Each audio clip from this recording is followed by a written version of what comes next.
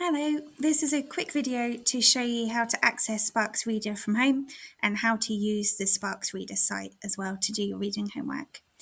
The first thing that's really important is that we don't just Google Sparx Reader because that won't take us to our version of Sparx that will allow us to log in. So we need to get to the school website first of all. So I'm just going to Google Bournemouth Academy and that's going to take me to the school website once I click on this one.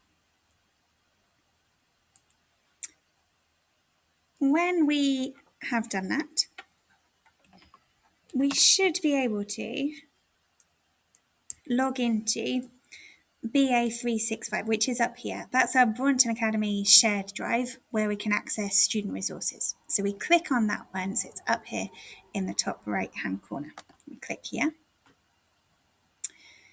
Now at this point, because I'm already logged in, it's not going to ask me, but it will usually ask you to log into the shared drive. And to log in at this point, you just need your login details that you use for the computers at school. So whatever your username and password is for the school computers, it's exactly the same for 365 as well.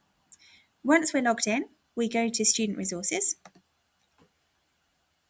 And everything we need as a student is on here. But our focus today is going to be on Sparx Reader. So we're going to click on that one. Now, a mistake that students often make when they get to here is they ignore this top bit and they see that they need some login details and then they worry because they're not sure what those login details are. Luckily, we don't need any login details for this. All we're going to do is we're going to click on login to Sparx using Microsoft, and that's going to use our previous login details to get us into Sparx. It will prompt us a couple of times, so it might show your name and surname and your email address, and it will ask you to pick that account. You just need to click on your name. And this is what a student page would look like. Okay, so it takes us immediately to our home page, this one. And that is where we can access all of our tasks at the moment. So when you've been doing Sparx for a while, you can just carry on and continue reading from here. If this is the first time you've used Sparx, maybe you've only done your Sparx test at school so far, you might need to select your book first of all, and you can do this from library. It will give you options to choose a new book. You click on that option, and then it will give you a few books to choose from. As you can see, I've already got a book at the moment, so I'm going to click on Start Reading, and that's going to take me to the reading page where I can see my book, just like this. Okay, so this is a passage from the book that I would then need to read. I stop reading when it tells me to stop reading. I click on this button at the bottom, and then it's going to give me some questions to check how much I've understood. What's good about Sparx is that if we struggle reading from a screen, we can adjust some of the settings. So if you go to the menu option at the top here, and you click on settings, this will give you some options so that you can make reading from a screen easier. Firstly, we can change the font scale if we want to, so we can make it really big, or we can make it smaller by using that one, whichever one is the best one for us to be able to read from. After that, we can change the line height if we want to make it easier. We can space out the letters if we want to, so we can make it really big and nice and clear. Or we can adjust those until we find something that works for us. As well as that, it has some different fonts. So the main one that usually comes up first is this one, but you can change it to any of these ones, whichever one you feel better with when you're reading. As well as that one, we can change the background because it can be quite stark to read from a white screen with black writing on. So we could change it to a cream background if we wanted to. We can change it to yellow. We can change to any of these colours here. Another helpful bit is the reading guide. So at the moment, I don't have a reading guide on at all, and my text looks like this.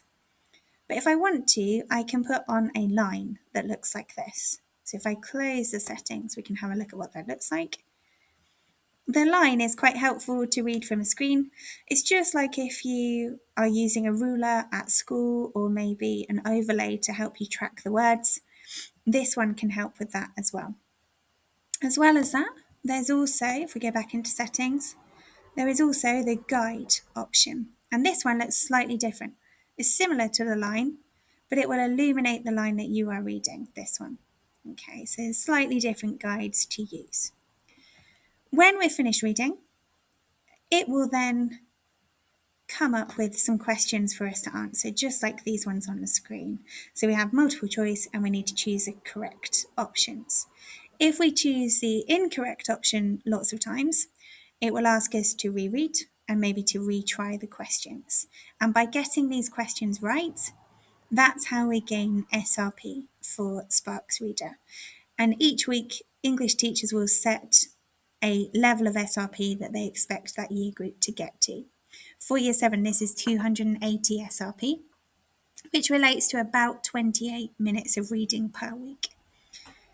If we come out of the reader, it would just take us straight back to our launch page, our homepage, where we have all those details we looked through earlier, and we can keep track of our SRP just here. So I'm aiming, when I'm on here, to make sure that I reach 280 SRP.